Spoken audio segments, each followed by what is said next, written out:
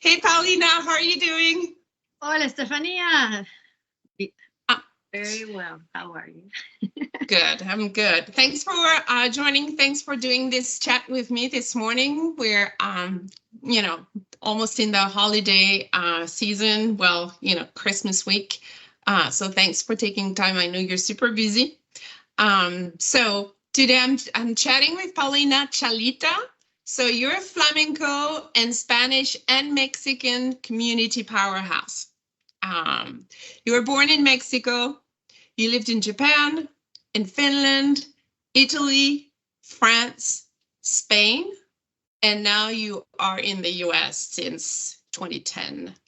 Um, and so you started studying dance at 5, Hmm? but your true love is really flamenco. Yes. And so in 2015, you actually started your flamenco school. So it's been 10 years already. I bet time has passed pretty fast. And recently, about 2 years ago, you actually extended the classes to teach Mexican folkloric dance. In terms of what your school does and what you organize, you also every year you have at least one student flamenco show performance in the spring. You also have your 8 to 14 students perform at the International Children Friendship Festival in Seattle. So it's called the ICFF. But you are also involved in bringing flamenco dancers from all over the world to Seattle. And you've been also organizing cultural trip for your dance community. So that's a lot. You're a busy woman. Um, so my first question to you today is you are actually trained as an industrial designer. Yes. So what drove you to start your flamenco school, Semilla Flamenca, in Redmond? I danced all of my life, and by the time I was 14, is like when I actually start going to Spain for you know several weeks, and then months, and then I stay a full year, etc., etc. But I realized, as a dancer, especially, Spain was a whole different place in the 80s and then the 90s. So as a trained dancer, even though, flamenco was still kind of evolving, and I have to say not as appreciated, but dancers, first of all, I'm super short. If nobody has met me here, I'm like 1 meter and 49, 1.49, and in feet, I'm not even 5 feet. So, and then I was not flexible, like a perfect ballet dancer, like I had some things that I was always not gonna go like extra professional. So I also start college, and I love so I studied industrial design, and I actually really like my career. And when I really stopped dancing was when I went to France. I worked in France for Tifal, and then I stayed there for a year. And when I went back, it's like, okay, I need to decide for, and I chose my career just because also it was hard to be a Mexican in the flamenco world. And, like, I mean, it's possible, but I need to break a lot of barriers. And I was like, I really like the career. So my point is, I did that for um, 15 years, and it was great. I had fantastic opportunities. That's how I traveled to Finland and Japan. I had one of the best grants that there are there from the Japanese government. So I really built a really good career. But when I landed in Seattle, especially because I was going to be here for the long run, I start craving, the Latino community. Spain, and it was really when my daughter was born that she had a crazy beat. When she started walking, she will be just following the rhythm. And I was like, what is this? And I try to find places for her, and it was pretty much ballet. And even ballet, there's a big the community here, not all of it, but there's a very big orthodox ballet schools. And I was like, no, I need to, there she was when Something she was funky. still, something fun and Uh-huh. warm. And I was like, I taught actually in Mexico a lot. I opened in when I was studying industrial design in my college in Universidad Autónoma de Guadalajara. They didn't have a flamenco, but they had a really strong Mexican folk dance department. Let's call it that Uh-huh. way. And I used to um, learn Mexican folk dance too, also there. So I knew the director. So I was like, hey, like, let's open for flamenco. And I got her attention, but she was like, can you put together like a plan? And at that moment, I was spending a lot of time in Spain. So I think she really saw in me someone that could actually open the program, which I'm happy to say that is still very much alive and kicking. And I Mhm. started it. So anyway, I always had the experience of teaching, but here's like, I have to do it. And I started, for my daughter, basically. So yeah, so that's your first daughter, right? That you really started it for. Yeah. Um, wow, what a drive. So you started it from home, right?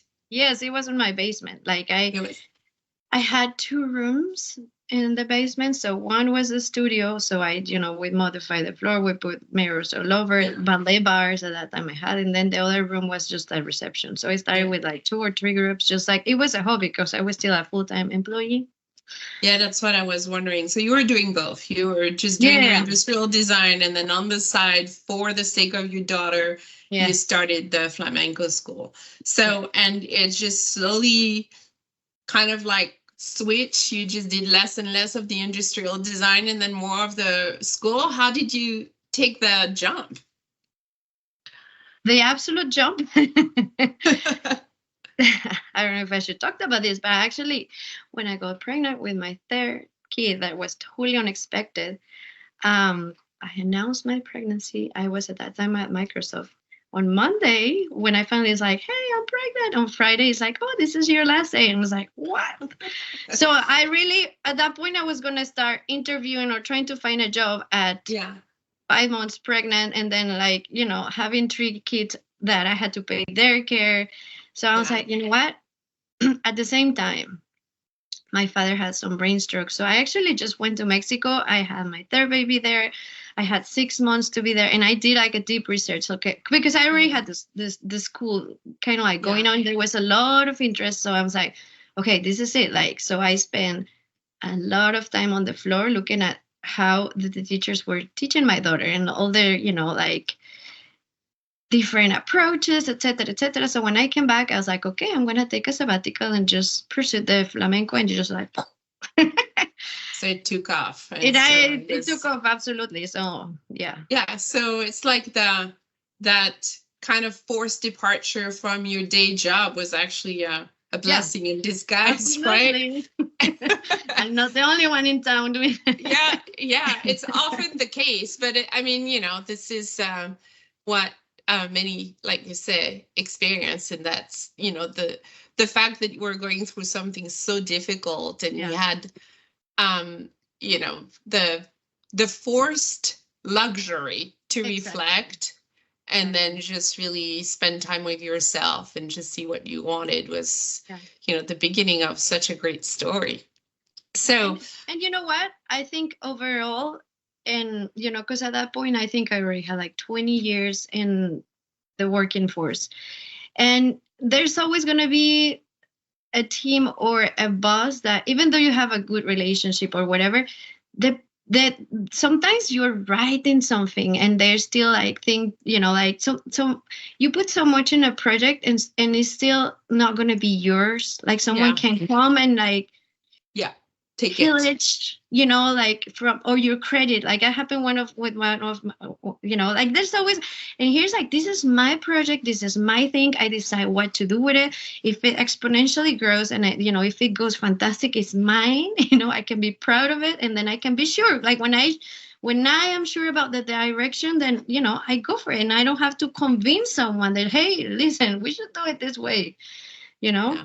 so I Yeah, you're also, in your full power. yeah, Yeah. I also had So, like enough experience to go for it. yeah. So tell me a little bit, you said, all right, you went full on into it. So, and then it kind of exploded. Tell me a little bit about the explosion. What happened? Because, you had to build on that community. Tell me a little bit about the people who started coming to you.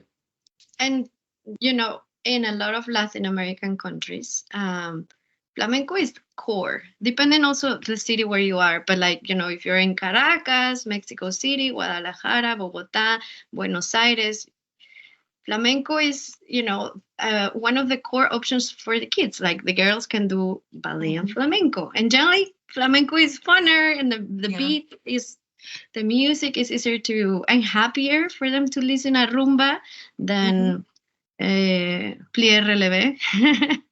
And so I have to say a lot of Hispanics already kind of like have it. They love the guitar. So it was really like, there is not really a lot of options for these demographics. And so it was easy, and also we are it's a close community. Like, hey, Paulina is teaching flamenco and, blah, blah, blah, blah, blah. Yeah.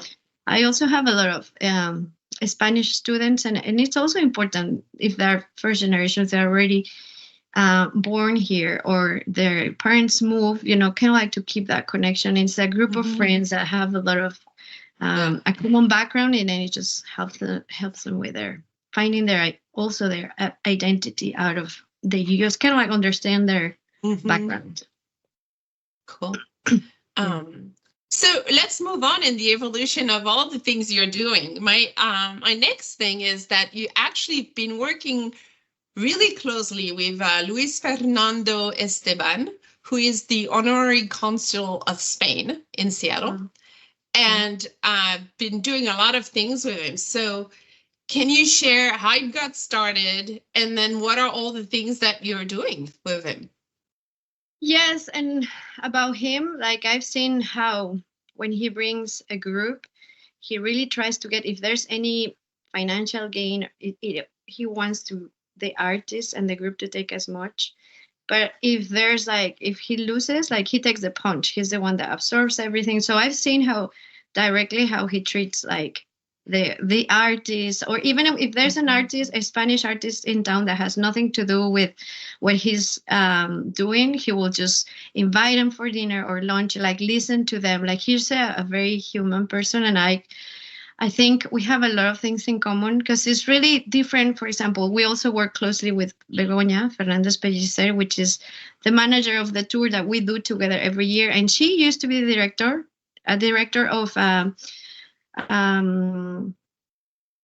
don't know how to say this in English, but anyway, an organism that promotes flamenco abroad, but as like educational. It's not only about like an entertainment, let's make money or let's make. There's not to talk bad about them, but this is more about the sharing and understanding what flamenco is and show it everywhere. So it's educational, basically. Yeah, exactly. So it's different. So I think we have that in common, that we're not here to make money, like what moves us is something completely different.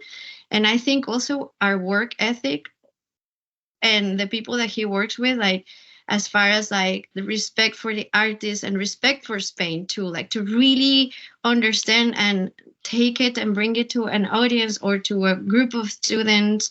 It's or financially too, because like we've never had problem with 1 cent, and it has been a lot of years. So I think I'm a very transparent person, no filter. But like I think also when I work with people, I try to be 100% seen for my students, for the parents of my students, for like understanding also, like my teacher I have right now.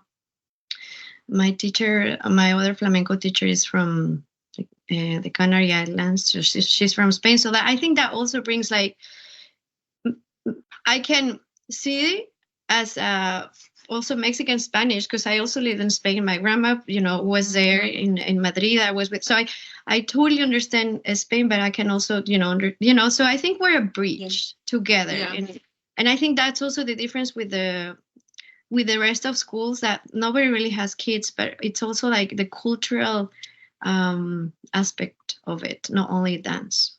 Anyway, I do respect Fernando. I did the first workshop in 2017, and from the very beginning, even though I was like Mrs. No One teaching in my basement, I actually asked the question. I knew there was a manager. I knew someone was paying for all the expenses, so they tripled the what they were asking me for um, these workshops to happen. Like Mm-hmm. 4 times more of what I was going to pay at the beginning. But I was like, yeah, that's totally fair because there's someone behind all of this. And, I think from the beginning, he saw in me someone that understands how everything works. And we have had a fantastic relationship.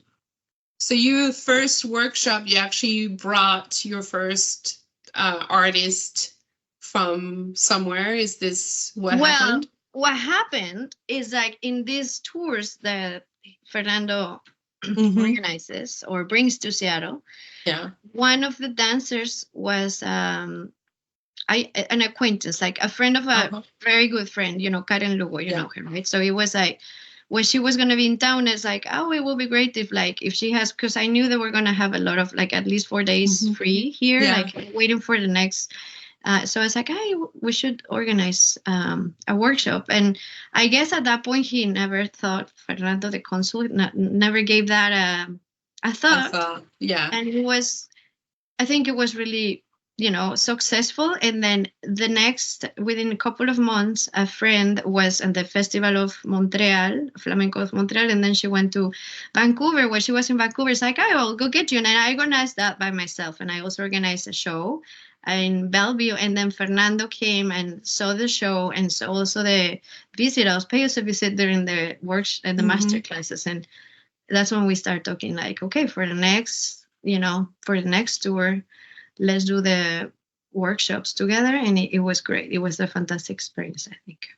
So basically, your relationship was born from let's take advantage from artists, Yeah. visiting. Let's build a workshop. And now, do you still follow this same approach, or do you actually bring separately, specific artists that you really want to, have a workshop with, and then work together with him to actually put together a show? Do you do the other way around? I've done um other projects without him, but Mm-hmm.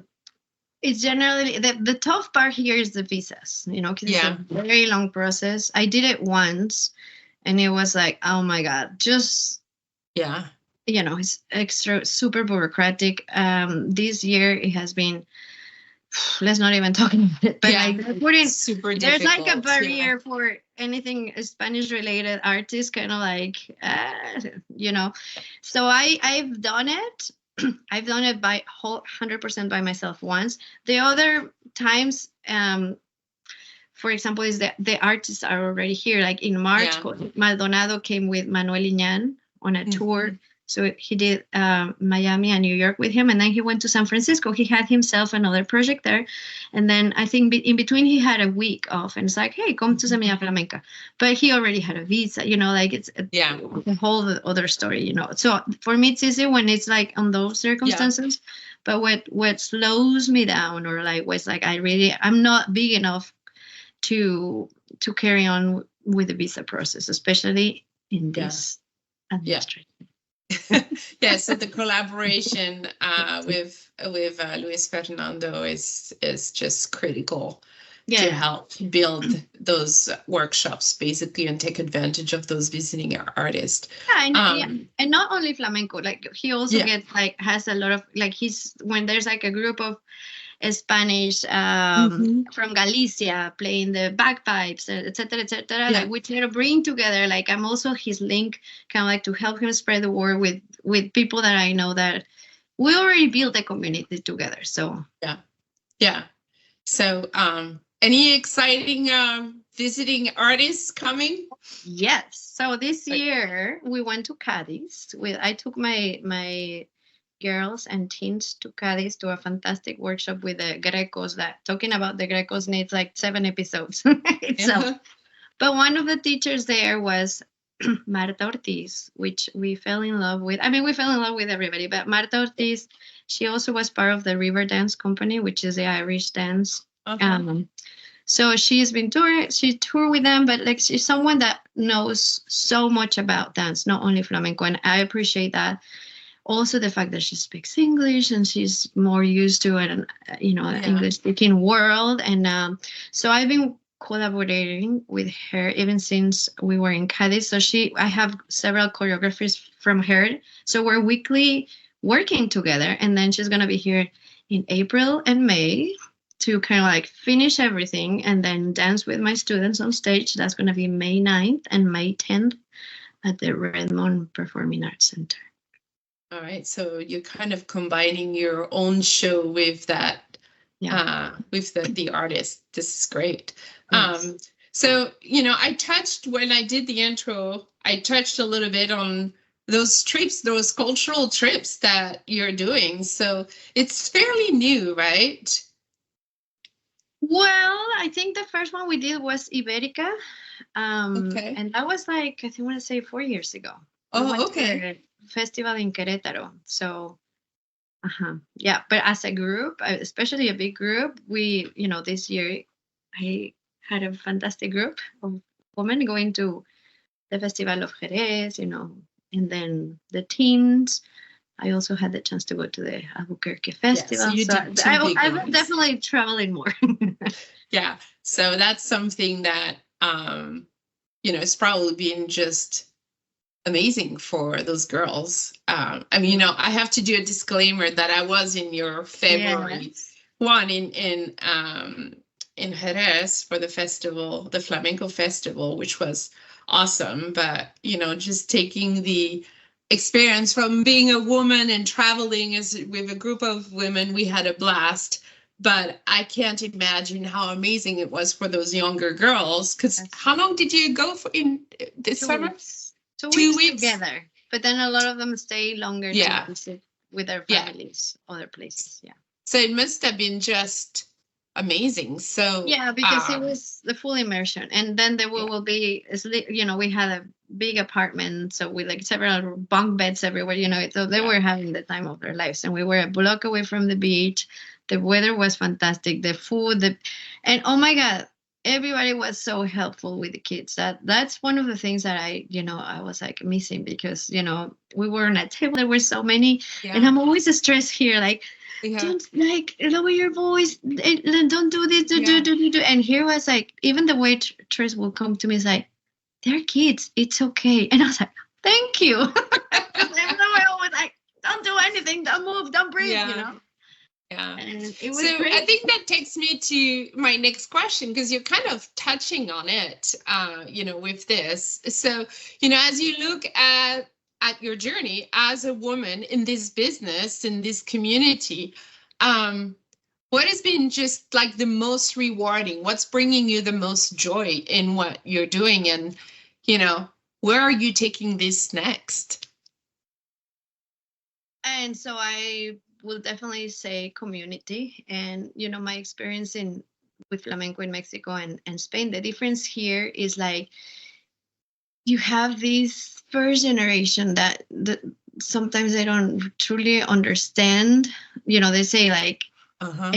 I'm Venezuelan, but what does that really mean? So it's like Mm-hmm. having here another group of friends with the same background, and you know Spanish, like having songs that they understand, and then going to their multicultural events at their elementary school with their colorful ruffles, like, and something Yeah. that they feel good, even though if they're not from Spain. um they really feel is something that makes them special, that like everybody Yeah. can dance tap and ballet, Yeah. right? But like nobody can dance like sarandonga like me, right? And I think also talking about the multicultural background of flamenco, because it's like, Mexican, I don't know what, perhaps not Mexican folk dance, but there's, for example, atamale has been 2,000 years been atamale with local ingredients, and it's something very Yeah. local. And flamenco is an explosion of like, just talking about how every single piece of flamenco comes from everywhere. It's like a full puzzle. So there's something that resonates in everybody. And it's easy for someone in Chile and Argentina and Mexico and Puerto Rico to kind of like, there's something that resonates and we identify with that. Like a flamenco guitar is a full complex history of where we are all here in the same kind of like historic path, Yeah. So I feel like I love that part, that I can give that to the students, that I can give them this safe place when in a place where some people will tell you, we don't speak in Spanish here. It's like, excuse me, let me tell you. Anyway, yeah. So Yeah, so between all those, those trips, the lessons, the educational program that you have, you certainly have built something pretty powerful. And I think art is a beautiful way to say, hey, we're here, Yeah. and instead of doing a crazy protest or whatever, it's just like showing off. It's like we have a lot of class and a lot of rich culture, and I think is also a way to stand up, and art brings us together. It's really like art could be a very powerful tool, and there's so many things aside flamenco that are the reason why I'm doing this. Yeah. And also as a mom, right? Because this is one of the reasons also why I didn't use to do as many trips in the past, is because I had also 3 kids. So it's hard to just go for 2 weeks. Now the difference is I can take my daughters. And so that the first time that happened was actually in Querétaro. When I can actually bring them, it's easier. Yeah, because you have 3 kids who are still young. Yes. So you had to manage all of that. Yes. So we're almost at the end of our time together. It's just been awesome. Thank you so much for sharing all of this. I have 2 parting questions. I don't know if we can make it through, but I'm going to ask you at least one. So if you were to go back to your younger self, yes, knowing all the things you know today about you, what you would tell her? I think my younger self will be happy, because I think I've stayed true to myself, even in design. Like I never really cared if it was like, oh, you have to do like follow the path that you have to always. I always find my creative ways of doing things, and that always took me to fantastic places like Japan, Finland. I think I also took a lot of risks, and I was never afraid. Like I was like now I was showing to my son this summer in in Madrid. Like, do you see that square on the floor? It's like there used to be a telephone cabin here, which means that you used to take the phone. I was like 15, and I was like putting coins to call my parents on Sunday once a week. That was a lot of trust there. And, I did a lot of things that, could have potentially gone wrong. But I think I always was very responsible. I think times have changed, but I think, I'm very happy where I am, and I think my young self will be proud of myself. So you would basically tell her, don't change anything, trust yourself, take the risk. I would basically just tell her everything's gonna be okay. Yeah. Great. Yeah. Well, so you always wonder, even with my kids, like where they, how the future is gonna be. There's always a little anxiety to hope they're gonna be good humans and have a career that they love. Like there's a lot of, most of people is always stuck all their lives in something that they're just like navigating. I always love what I do, and I feel very lucky. Like now I do my life out of traveling and dancing. I think that's a treasure. Yeah, you've achieved that kind of like finding your element, finding your happy place, and building that, and supporting your community and bringing people together. Yeah. Well, thank you so much. Yeah. Thank you.